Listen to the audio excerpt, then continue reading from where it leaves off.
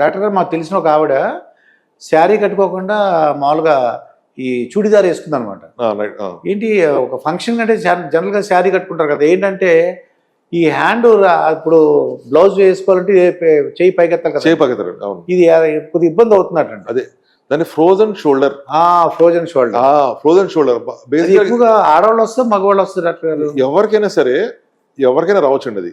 కాకపోతే 100లో ఒక 30 నుంచి 40% ఉన్న వాళ్ళకి అన్కంట్రోల్ డయాబెటీస్ ఉన్న వాళ్ళకి ప్రాబ్లం వస్తున్నాయి. అది షుగర్ వలన వచ్చింది. 30% మందికి, అందరు కాదు, 60% ఉన్న కాజెస్ ఏంటంటే మనకి అనుకోకుండా బరువు లేపారు, ఎప్పుడు అలవాటు లేని పని అనుకోకుండా సిలిండర్ లాగారు, ఎవరు పనమ్మాయి రాలేదు సిలిండర్ లాగారు, పట్టుకుపోయింది. రెండోది అనుకోకుండా వాటర్ క్యాన్స్ లేపారు, ఎవరు ఆ అబ్బాయి రాలేదు, వీళ్ళు లేపేశారు. అలవాటు లేని పనులు చేసినప్పుడు తర్వాత ఎక్స్ట్రీమ్ రొటేషన్. ఇప్పుడు మన బాడీ ఇక్కడ కూర్చుంది, చెయ్యి బాగా వెనక తిరిగిపోయి గబుకుని సూట్ కేసు లాగటం, సడన్ గా అది మనకు అలవాటు లేని పనులు చేస్తే వస్తుంది. యాక్సిడెంట్ జరిగినప్పుడు యాక్సిడెంట్ జరిగినప్పుడు. 5వది మోస్ట్ కామన్ అంటే జిమ్మింగ్. సార్ నేను రెగ్యులర్ జిమ్ వెళ్ళాను, ఒక వారం 10 రోజులు బ్రేక్ వచ్చింది సార్, సడన్ గా జిమ్ లిఫ్ట్ చేస్తే పట్టుకుపోయింది సార్ అంటారు. సో ఈ 10 రోజుల ముందు చేసే వెయిట్ 10 రోజుల తర్వాత అదే వెయిట్ చేయాలని కుదరదు. మళ్ళీ 0 నుంచి వార్మప్ ఎక్సర్సైజ్ చేసుకోవాలి. చాలా మంది జిమ్కి వెళ్ళినప్పుడు వార్మప్ చేయరు, బ్యాడ్మింటన్ షటిల్ బాస్కెట్ బాల్ ఆడేటప్పుడు సరిగ్గా వార్మప్ చేయరు. ఆ షోల్డర్ వార్మప్ అనేది ఒక 10-15 మినిట్స్ వార్మప్ చేసుకుంటే ఇబ్బంది లేదు, ఆ లెగమెంట్స్ ఉన్న స్ట్రెంగ్త్ వస్తుంది. వార్మప్ చేసుకోకుండా డైరెక్ట్ గా చేసుకుంటే మనకి ఈ షోల్డర్ లో వెరీ సెన్సిటివ్ లిగమెంట్స్ ఉంటాయి, దాన్ని రొటేటర్ కఫ్ లిగమెంట్స్ అంటాం. అవి ఏమవుతాయంటే ఒకసారి స్ప్రెయిన్ అవ్వచ్చు, ఇంకా ఫోర్స్ పడితే డ్యామేజ్ కూడా అవ్వచ్చు.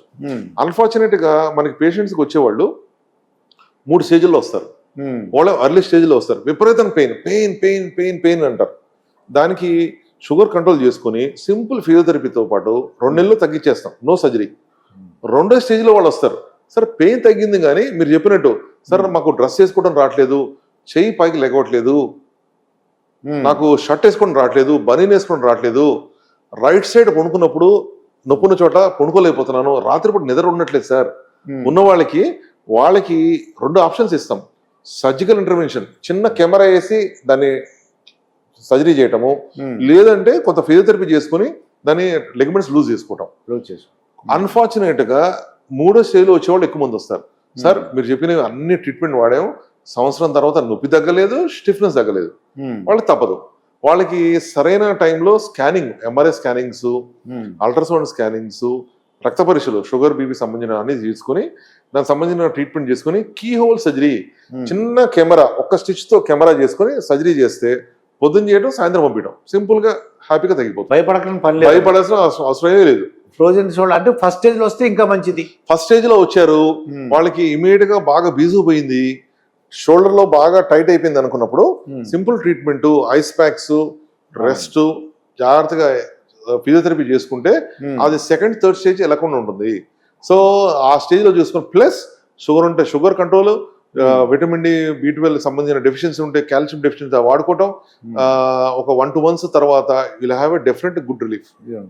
సార్ డి విటమిన్ ఉంది కదా, డి విటమిన్ నాకు తగ్గింది, నాకు అదే ప్రాబ్లం ఎలా తెలుస్తుంది? మనం డి విటమిన్ టెస్ట్కి వెళ్తే కొద్దిగా రేట్ ఎక్కువ, నాకు తెలిసింది 1400 ఎంత ఉంటుంది టు బి ఫ్రాంక్. మామూలుగా షుగర్ టెస్ట్ చేయడం కూడా తక్కువే, 50 రూపీస్ 100 రూపీలు అవుతుంది. అవును సార్, అవును. డి విటమిన్ తగ్గితే వచ్చే లక్షణాలు ఏంటంటారు? విటమిన్ డి ఇందాక చెప్పినట్టు విటమిన్ డి అండ్ B12 మీరు చాలా మంది ఏంటంటే డాక్టర్స్ ప్రిస్క్రైబ్ చేస్తారు. కాళ్ళు వంకరలు పోవటం, తిమ్మిలు రావటం. సార్ నేను పొద్దునుంచి ఏం పని చెప్పినా బాగా అలసటగా ఉంటాం, టైర్డ్నెస్ ఉంటాం, కొంచెం దూరం నడవంగానే కాళ్ళు కొంచెం గట్టిగా బీసిపోవటం, క్లాడికేషన్ పెయిన్ అంటాం. క్లాడికేషన్ పెయిన్ అంటే కొంత దూరం వెళ్ళగానే కొంత మళ్ళీ కూర్చోవాల్సి వస్తుంది. సో దానికి న్యూరలాజికల్ క్లాడికేషన్, లేదా వాస్కులర్ కానీ లేదా విటమిన్ డి డెఫిషియన్సీ కానీ అయ్యుండొచ్చు. సో కొంత దూరం వెళ్ళగానే కూర్చుంటారు, అలసట, కాళ్ళు పిక్కలు బాగా పట్టిపోవటం, విపరీతంగా టైర్డ్నెస్, ఏం పని చెప్పిన టైర్డ్నెస్ ఉండడం వల్ల వాళ్ళు ఫస్ట్ చెక్ చేయాల్సింది మీరు చెప్పినట్టు విటమిన్ డి, B12. సాధారణంగా మీరు చెప్పినట్టు ప్రైస్ చాలా ఎక్కువ, 2000 రూపాయలు 2 కలిపి.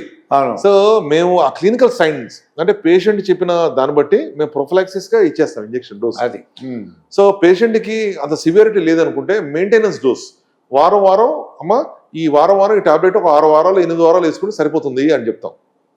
కొంతమందికి సార్ బాగా వీక్నెస్ ఉంది నేను చేయలేకపోతానంటే స్టార్ట్ డోస్ ఒక ఇంజక్షన్ ఇచ్చేస్తాం ఇమీడియట్గా, ఇచ్చేసి వారం డోస్ అంటాం.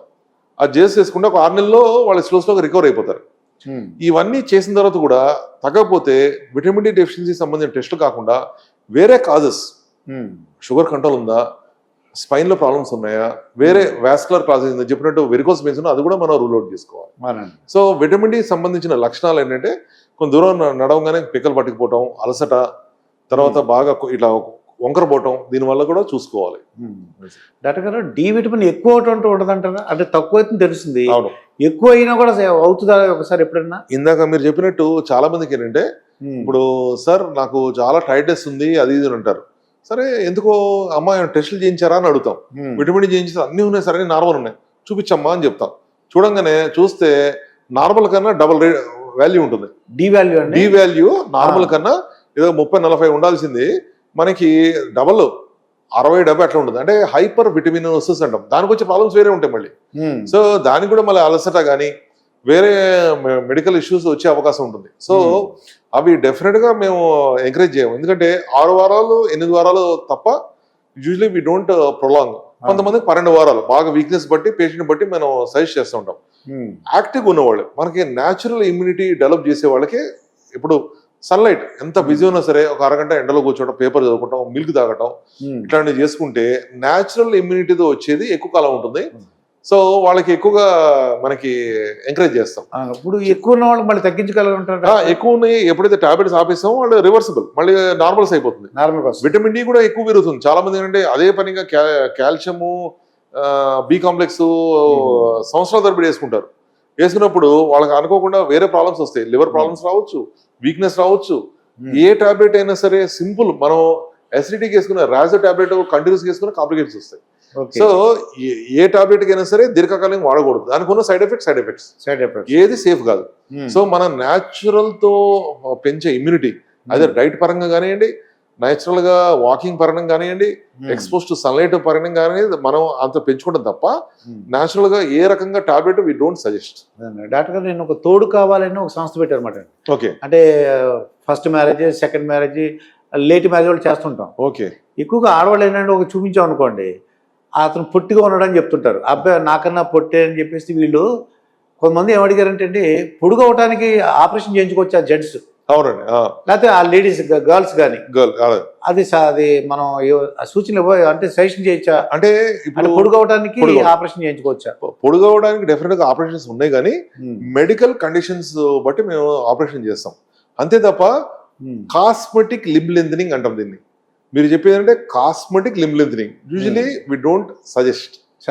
ఒప్పుకోరు. నో, ఎందుకంటే కాస్మెటిక్ లింబ్ లెంథనింగ్ అనేది అది అమెరికాలో అక్కడక్కడ చేస్తున్నారు తప్ప మన ఇండియాలో మనకి సోషల్ ఎకనామిక్ స్టేటస్ వల్ల వి డోంట్ సజెస్ట్ దెమ్. కానీ మెడికల్ గా సార్ వాడు పుట్టుతో మెడికల్ ప్రాబ్లమ్స్ ఉన్నాయి, వాడు పుట్టడమే చాలా మరుగుజ్జులాగా కొంచెం పుట్టాడు, బాగా హైట్ తక్కువ ఉన్నాడంటే సజెస్ట్ చేస్తాం. కొంతమందికి యాక్షన్ ద్వారా 2 కాళ్ళు ఇరిగిపోతాయి, వాళ్ళు హైట్ తక్కువ ఉంటారు, వాళ్ళు పొడుగు చేయొచ్చు. సో మెడికల్ కండిషన్స్ ఏదైతే రిలేటెడ్ ఏమవుతున్నాయో వాళ్ళకి హైట్ కావాలనుకున్నప్పుడు మెడికల్ రిలేటెడ్ చేస్తాం తప్ప మీరు చెప్పింది కాస్మెటిక్ లింబ్ లెంథనింగ్ అనేది వి డోంట్ సజెస్ట్. దానికి మీరు ఎవరు వద్ద ఆలోచన విరమించుకోమని చెప్తారు. అది ఆలోచన విరమించుకోమని. అన్నం గురించి అయితే ఆరోగ్య సమస్యలు రావడానికి అవకాశం ఉంది. ఇప్పుడు సపోజ్ ఇప్పుడు బరువు ఎక్కువ ఉన్నారు, దాంట్లో మనకి రకరకాల ట్రీట్మెంట్స్ వచ్చినాయి. టాబ్లెట్ వాడుతున్నారు, మొయింజోరాన్ టాబ్లెట్స్, కొంతమందికి లైపోసెక్షన్కి వెళ్తారు, కొంతమందికి బేరియాటిక్ సర్జరీ వెళ్తారు, రకరకాల ట్రీట్మెంట్స్ ఉన్నాయి. కానీ మన బాడీ ఏ సూట్ అవుతుందో అనేది మన పలానా మెడికల్ గ్యాస్ట్రో కానీ ఫిజిషియన్ కానీ వాళ్ళు అడ్వైస్ ఇవ్వాలి కరెక్ట్ గా, సర్జికల్ గ్యాస్ట్రో వాళ్ళు. ఎందుకంటే అన్ని ట్రీట్మెంట్ అందరికీ సూట్ అవుతుందని లేదు.